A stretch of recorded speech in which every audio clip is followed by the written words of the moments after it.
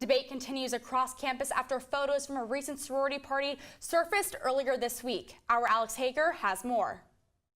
Like, you don't have to be in blackface to be mocking black people. Images surfaced this week of Elon students wearing controversial costumes. Members of Elon's FIMU sorority chapter wore cornrows in their hair, black bandanas over their mouths, and drew fake teardrop tattoos under their eyes for a social event with the theme Shock Your Mom. Some members of the Elon community have called the costumes racist, while others have argued that they are not.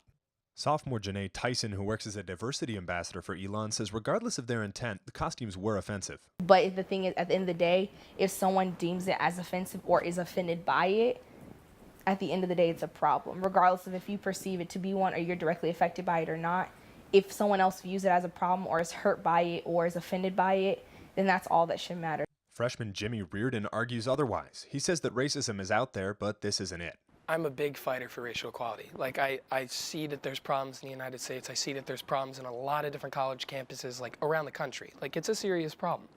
But I think that you need to pick your battles, and I do not think that this was one. Another part of the discussion involves deciding which voices should be included in the conversation about the pictures. Why should it be that only minorities are allowed to speak of this? It's almost like, unless you agree with them, if you agree with minorities, then you're okay to talk about it. But the second that you disagree, you no longer have a valid opinion because, you do not experience the oppression or the prejudice or the appropriation firsthand, which is true. So even though people might say, okay, yes, I'm a 20-year-old white frat boy at Elon, I still want to hear what you have to say.